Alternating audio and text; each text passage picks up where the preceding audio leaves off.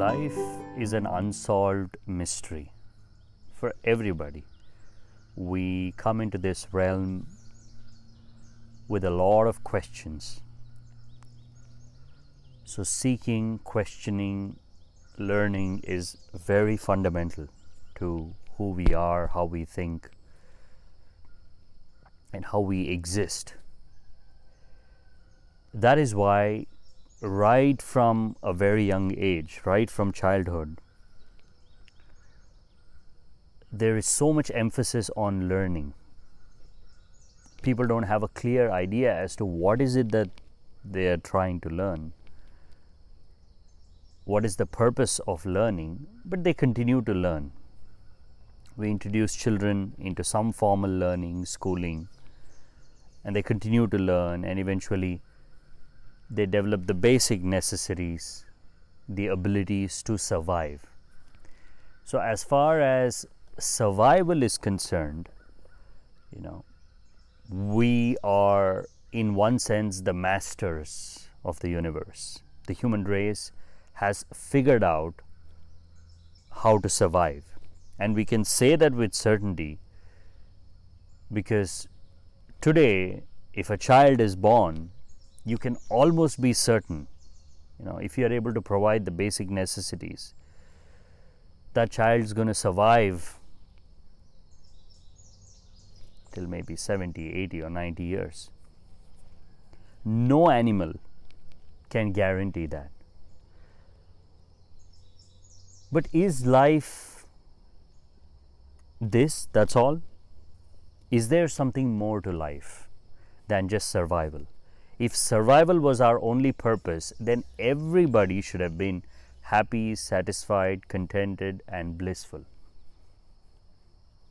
But in spite of all our achievements, in spite of all our knowledge, in spite of all our sophistication, the human spirit, the human soul is still in trouble, is still in pain. In fact, it is in more pain today than ever before, because all these processes have slowly disconnected us from our true original nature. In fact, it has disconnected us from asking the right questions that will help us to experience a fuller life. The root cause of all this is the lack of understanding of the mind and the body.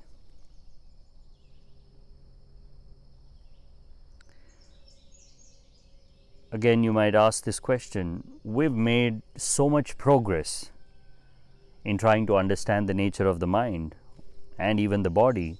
We know so much more about the mind and body now. What exactly do you mean by we don't understand the mind and body? See, there's a lot of difference between theoretically understanding what is your mind, what is your body, and practically, experientially learning what it is. See, that experiential learning is what is missing in our formal schooling or formal systems of education.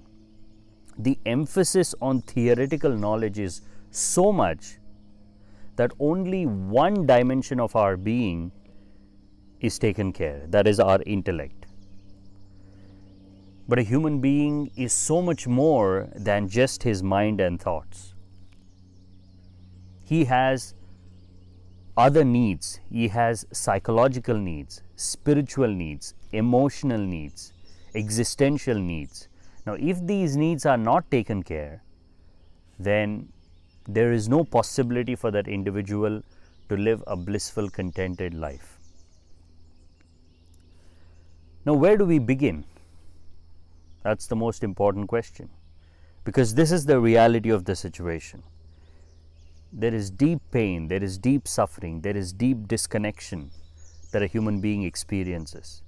No matter what he does, he feels a sense of hollowness, a sense of emptiness.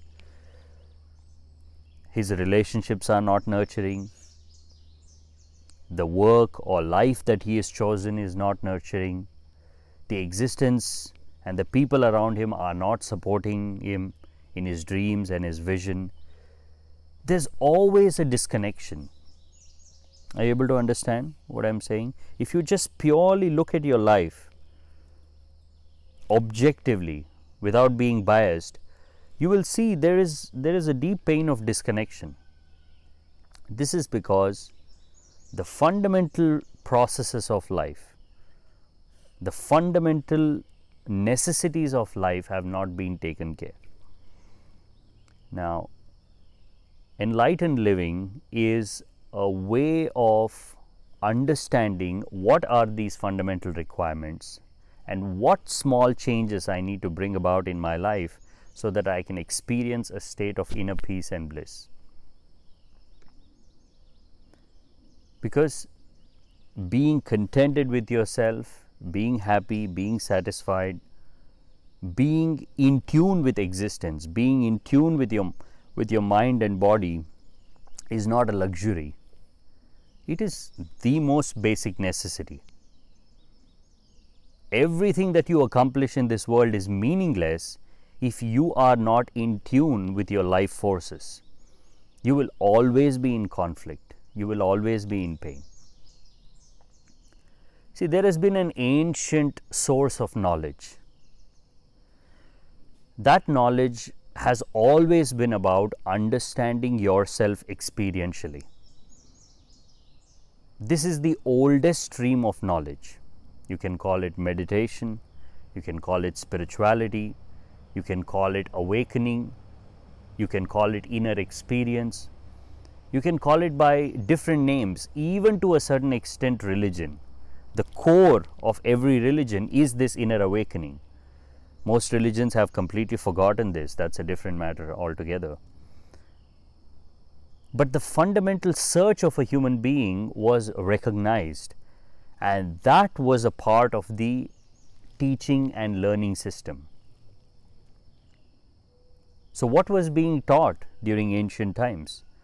Because there was no industries, there was no necessity for you to study mathematics or science. These are all modern developments, but there were still schools. Not formal schools, but students always went to a teacher and learned something. Now, what was it? What were they learning? They were learning about themselves. Through spiritual exercises, through practices, they were learning how to perfect the human mechanism. And the highest goal of that perfection was enlightenment. In today's day and age, we use the word enlightenment in a very loose sense. If we are able to understand something fully, or if we believe that we understand it fully, we just call it enlightened. But if we can bring that same source and try to understand it and make it a part of our daily living, not just as a practice that we do once in a while, but make it a part of our moment-to-moment daily living, then the transformation becomes more natural, more intuitive, simple and easy. And this is what enlightened living is all about. Not to go towards a certain goal of enlightenment, but every moment of your life, learn the principles of enlightened living and live as if you're enlightened. Every moment. Don't push your desires to become enlightened, to realize the truth, or to become peaceful, to become happy into the future. Now, this has been the problem of all our learning systems. The goal is somewhere in the future. Since the goal is in the future, once an individual learns how to keep seeking in the future, he completely forgets that the solution for all our problems is here in the present moment. You are the solution. The center of your being is the solution. You don't have to go anywhere for these solutions. If you can develop the necessary qualities, if you can understand how to live this moment and live it fully, then everything that needs to happen in your life, everything that is out of tune will fall in place. So this ancient stream of knowledge is silent contemplation or silent witnessing. Consciousness and silence. When these two things come together, transformation happens. So how do you bring these two things together every moment of your life is the question. So there are different methods, there are different practices, but ultimately the whole objective of enlightened living is to bring you from outside to inside, bring you from a zone of pain to a zone of pleasure, bring you from a zone of uncertainty to certainty, bring you from a zone of chaos to clarity.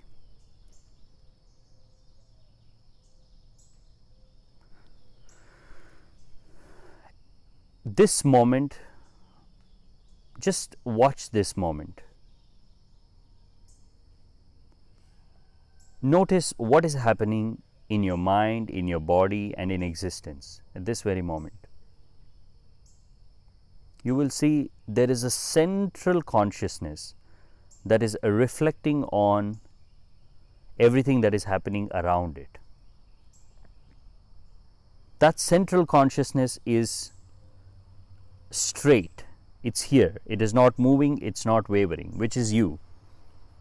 And all around you are sensations, perceptions. Now, usually what we do when we begin to learn, theoretically somebody has experienced certain things and they tell you, okay, this is what life is. These are the formulas of success, these are the formulas of happiness. You just take those formulas and apply into your life and your life will change. But how can you apply a formula that you have not found intuitively from your inner being? It is like trying to wear spectacles that are designed for somebody else. The power is different. And somebody says, no, it's perfect for me. I have designed it. I know it works for me. Take, wear it. And you wear it and like, no, it's not clear. It's like, what do you mean it's not clear? I've been using this all my life. And you're like, I don't know. It might be clear for you, but it is not clear for me. This is where all our problem is. Our parents, friends, family, relatives, our society, everybody gives a ready-made spectacle. Your power is 1, they've given a glasses with the power 3. For them it is clear, but for you, life is a confusion. So instead of clinging on to these ready-made solutions, let us start with ourselves. Let us start with the breath. Let us start with our thoughts. Let us start with our desires. Let us start with our intentions. Let us look at our lives from the fresh, new perspective of our own inner eye. Let us not bring in any ideologies. Enlightened living is not a religion. In a sense, it is not even spiritual. It is purely existential. How do you understand your mind and body and spirit, and how do you bring it in alignment? That is all enlightened living is. And every moment, if you are able to be in the present moment, make this moment your home, and from there you start experiencing reality, start perceiving reality. Whatever you learn through that intuitive process becomes a part of you. So every spiritual exercise we do, meditations, everything, every practice of enlightened living is to bring you from your outer reality or your outer world of perceptions to your inner reality.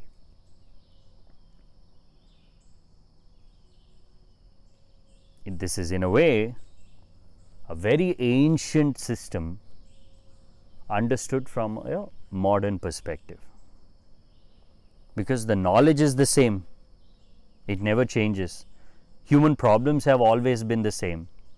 Just because we are living in a different day and age doesn't mean that our problems are different. It's almost the same problems. In fact, we have multiplied those problems by our sheer busyness, our sheer lack of rest. We have complicated all our problems. And whatever we call lifestyle diseases or lifestyle problems, it all stems from this lack of understanding of ourselves. We have nurtured our thinking so much that we have forgotten our bodies, we have forgotten ourselves. That is why there is so much of pain and suffering. You understanding it? So instead of desiring to become enlightened, desiring to become happy, desiring to become peaceful, instead of working towards some future goal, become what you're supposed to be this very moment. And that is the teaching of enlightened living. So, why is there a necessity of a teacher? Why is there a necessity of a group? It's because every time you forget to be in the moment, every time you drift in your thoughts, every time the world pulls you back and you forget who you are and forget what you're supposed to be doing, the external guidance will help you to come back. So, it is not a path where you're going somewhere. It is a path where you are just where you're supposed to be. In fact, enlightened living is about ensuring that you don't create pathways that will take you away from yourself, because you are already where you're supposed to be. It's just that there are so many paths that are leading out from where you are. It is so easy to just drift away. So, how do you bring back your drifting mind to the center is the whole practice. And with regular practice, with regular awareness, with regular understanding of your mind and body, you will experience a sense of peace, a sense of connectedness, a sense of belongingness. Then life itself begins to transform around you. Then whatever problems you're talking about, whatever it might be, a small problem, a big problem, it doesn't matter. You will be able to handle all that, because you don't need solutions for handling your daily challenges of life. You need an understanding of yourself. Tell me, isn't this your problem? Your only problem is your mind and body, they are not listening to you. You have to listen to them. Isn't that the only problem in our life? We want to direct our mind in a certain direction. We want to direct our body in a certain direction. But nobody is listening. If only your body and mind can listen to you, all your problems are solved. Since they are not listening to you, everything you do in life is an effort. Just waking up in the morning is an effort. Going through your day is an effort. Why? Because you are living with a stranger. There is a stranger in your house, and that is you. You are the unknown in this entire process. Since you are unknown, you know everything, but since you are unknown, life is meaningless. Life is empty, it's hollow. So, enlightened living is about recognizing, who is this person who is in my house? He seems to be doing so many different things, but I don't know who this person is. Isn't that how you look at your life? You know what this person does. You know what is his name, where does he come from, what is he doing, but do you know who he is? That is where the whole problem is. He has occupied your mind, he has occupied your body, he is within you, or she is within you. And yet you don't know who this is, and you don't know why this has happened. So, why life has happened? Why these experiences? To get to the bottom of all this is the process. And the moment we recognize the one who is here, then everything can be taken care. This is why enlightened living is not about picking a problem and trying to solve it. That's not going to help you at all, because you might solve that particular problem, but by the time you solve that problem, there'll be another problem. This is why people go into this endless loop of solving problems, one problem after another, one problem after another. And in a way, all psychological interventions are about solving a problem. You go to a psychologist and you tell him, I have this problem, I'm not able to sleep. So he'll start investigating. Why are you not able to sleep? What is the problem? But he doesn't understand that there is a deep connection to why you're not sleeping and how little you understand yourself.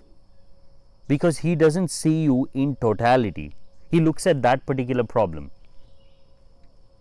If you tell him, I get angry unnecessarily, then he'll probably go back to your childhood and say, oh, you were abused in your childhood, or this, that, and he'll try and give you a solution for your anger. Even if for some reason, if this were to work, and if you're able to go beyond your anger, next day you're depressed. Why? Because there's no anger. Everything is connected in your life. Every emotion is connected. You cannot look at a problem in your life in isolation. You have to look at it in totality. Either your whole life begins to glow, or it begins to wither. And whatever we call psychological problems, emotional problems, physical problems, are only signs, an indication that something is not in flow. Your energies are not flowing right. You are not in tune with life. A sickness or a disease is just an indication, it's an alarm. It says, notice, you've not been doing something right, that's why I'm just telling you, become aware. If you don't become aware, if you don't learn from it, it'll get aggravated and it'll turn into something else. That's why even a simple mood swing, sometimes you're feeling low, if you don't address it, it can become depression. A simple fear, if you don't address it, it can become a paranoia. And eventually all these things settle into the body physically. Most of what the body experiences, it starts with the mind. The roots of all this is in the mind. Since we have not taken care of our minds, since we have not understood our minds, we tend to think, oh, it's just happening, I don't know what to do. But if you're able to observe your entire mechanism, your mind, body and existence in totality, then everything will fall into place, and that is what enlightened living is.